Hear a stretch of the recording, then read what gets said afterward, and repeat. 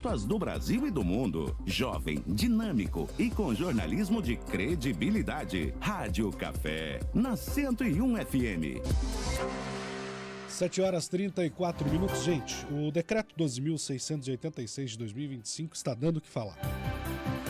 Muita gente chegou a dizer que ele falava sobre o fechamento das APAES, mas eu acredito que ele fala sobre o enfraquecimento das APAES e principalmente sobre uma desordem no que trata da educação de pessoas com alguma necessidade especial. Estou recebendo aqui o Ivan Duran, que é o presidente do Conselho de Direitos aqui em Xanxerê, que trata desse assunto e também tem um envolvimento por conta da sua filha. Ivan, é uma situação realmente delicada, preocupante e que, por vezes, parece até que não houve noção de quem estava escrevendo esse decreto, né? Bom dia. Bom dia. Bom dia a toda a audiência, aos ouvintes da Rádio 101. Mais uma vez, obrigado à rádio por receber a gente para tratar desse assunto tão importante. Bom, Guilherme, antes de começar a falar do decreto, eu quero dizer para você o seguinte: a nossa luta não é contra um partido político, contra uma pessoa. A nossa luta é para garantir aquilo que está no artigo 1º da Constituição, que diz o seguinte: todo poder emana do povo e deve ser exercido pelos seus representantes ou pessoalmente pelo povo. Então nós estamos aqui por uma luta que nos é garantida por um direito constitucional. Então vamos deixar primeiramente isso bem claro, tá? Segundo, você disse uma coisa bem certa. Infelizmente no nosso país, Guilherme, nós temos aí decisões de gabinete. Quer dizer, pessoas que pouco entendem do assunto e que querem politizar, que querem galgar a celeridade, né, a celebridade, né, das suas atitudes e faz esse tipo de coisa. Então eles começam dizendo que é a universalização da inclusão. Gente, um decreto como esse não promove a inclusão. E eu vou dizer para você uma coisa ainda mais séria. Quando a gente fala em universalização da inclusão, a gente tem que tomar muito cuidado. Por quê? Porque nós temos uma diversidade muito grande dentro desse universo e nós não podemos jogar todo mundo no mesmo balaio.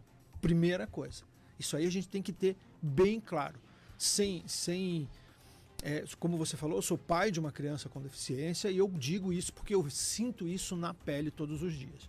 E esse decreto realmente, ele trouxe uma grande confusão.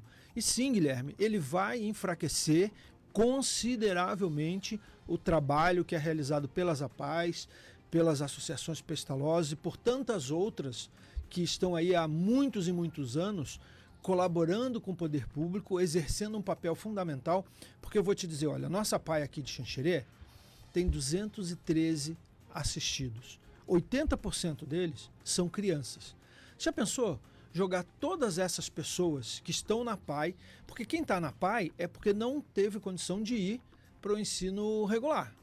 213. Já pensou jogar tudo isso na mão do poder público? Ivan, vamos por partes até para que o nosso ouvinte possa entender. O decreto, basicamente, ele altera algumas regras, obrigando que todos os alunos compareçam ao ensino regular. Quando a gente diz todos, incluindo aqueles que por alguma deficiência não poderiam, mas, segundo o decreto, deveriam.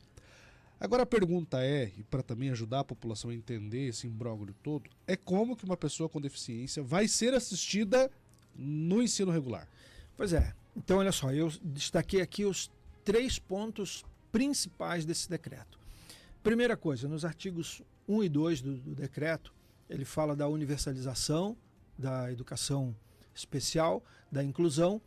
Porém, na Constituição, no artigo 208, inciso 3º, no ECA, Instituto da Criança e do Adolescente, no artigo 58, inciso 3º, na Lei de Diretrizes Básicas da Educação, que são leis, e nós temos que lembrar que no Brasil existe a hierarquia das leis, ou seja, uma lei é superior a um decreto. Diz ali que é o seguinte, que as crianças devem, com deficiência, devem preferencialmente estar no ensino regular. E o decreto suprimiu essa palavra. Quando você tira a palavra preferencialmente da lei, automaticamente ela se torna obrigatória, né? E aí nós temos outros pontos aqui. Quem vai decidir se a criança tem direito a um professor, um segundo professor? Quem vai decidir se ela precisa estar no AE, que é aquele contraturno que é fundamental, é importantíssimo na educação? É a equipe pedagógica sem o laudo médico. Olha só, que absurdo uma coisa dessa. Ou seja, tem que ir no achismo. É bem complicado isso, né? Estão jogando na responsabilidade dos educadores uma responsabilidade e uma capacidade técnica que deveria ser de alguém da área da saúde, tá? Outra coisa, aí eles colocam lá, tiram o segundo professor e colocam um profissional de apoio.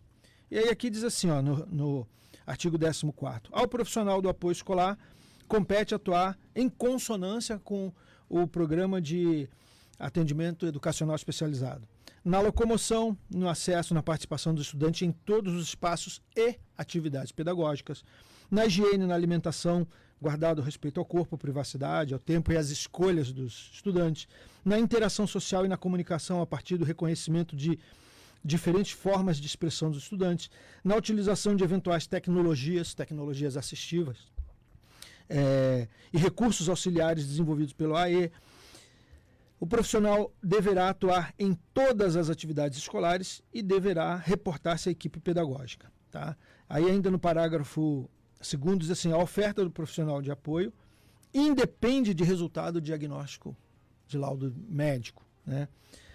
Agora, pasmem. Em resumo, é como se a direção da escola, como não precisa de um laudo técnico, médico, a Daia tem autismo, então você precisa do segundo professor. Ela apresenta sinais de que, né? Em resumo, é isso, é por esse caminho. Está jogando essa bomba na mão das escolas. E olha só, finalizando aqui com relação ao profissional de apoio, o artigo 15º diz o seguinte, o profissional de apoio escolar deve ter formação inicial de, no mínimo, nível médio e formação profissional específica com carga horária de, no mínimo, 80 horas. Gente, você vai pegar uma pessoa que saiu do nível médio, vai fazer um cursinho específico na internet de 80 horas, mesmo que esse curso seja validado pelo MEC. Isso não capacita ninguém para trabalhar com uma criança com deficiência, uma criança com TEA, uma criança com altas habilidades. Não capacita ninguém. Estamos jogando no ralo a educação inclusiva e o que é pior, estamos desvalorizando o profissional da educação. O grande ponto é o que está sendo feito para tentar revogar esse decreto. Bom, nós temos... Esse movimento começou com o senador Flávio Arnes, do Paraná. O Flávio Arnes, ele é irmão da falecida, saudosa Zilda Arnes, que trabalhou com as pastorais. Né? Então esse movimento todo começou com o senador Flávio Arnes e muitos políticos encamparam essa luta. Nós tivemos aqui, nessa semana, inclusive, entrou em contato comigo através de vídeos e postagens que eu fiz, a assessoria da deputada federal Daniela Rainer, que é daqui de Chapecó e possui na sua família 2 pessoas com deficiência, então é uma lutadora pela causa. Né? Teve aqui, porque, como você disse no início, os nossos assistidos na APAE, a APAE é uma entidade de assistência social, ela não é uma entidade de educação. Porém, né, nós trabalhamos com a educação das pessoas com deficiência, inclusive com capacitação para o mercado de trabalho. Temos muitas pessoas que saíram da APAE e hoje estão no mercado de trabalho. Imagina o seguinte, vai para a educação especial, não vai mais para a APAE. Então aquele recurso que viria para as APAEs, para auxiliar na educação especial dessas crianças, não vem mais. Mas a criança continua na APAE. E aí, Guilherme, como é que nós vamos manter? Humanamente impossível. Porque apesar dessa criança não receber lá o atendimento dentro da educação especial, ela vai permanecer na APAE, porque as famílias precisam desse apoio. Eu sou uma família privilegiada, eu faço parte de uma família privilegiada, mas enquanto presidente do CONDE e enquanto diretor da APAE de Xanxerê, eu vejo que a maioria das famílias que tem uma pessoa com deficiência não tem essa condição que, graças a Deus, nós temos. A gente espera que essa mobilização das lideranças que tem bom senso possa ser um pouco mais efetiva. Nós estamos com essa mobilização que eu falei lá no Senado.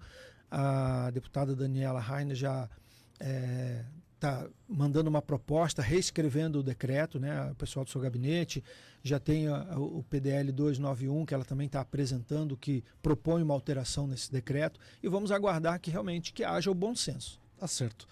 Ivan, muito obrigado por abordar esse assunto com tamanha profundidade e relevância para a nossa população, e também pedir para que a população fique atenta a essas alterações, né?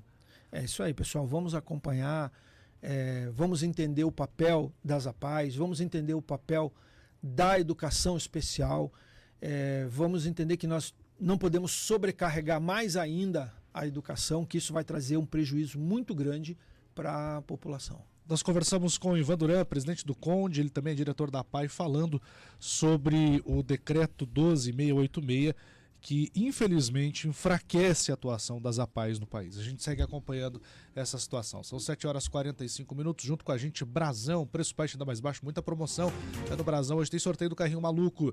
Junto com a gente também Cressol, patrocinador oficial da Expo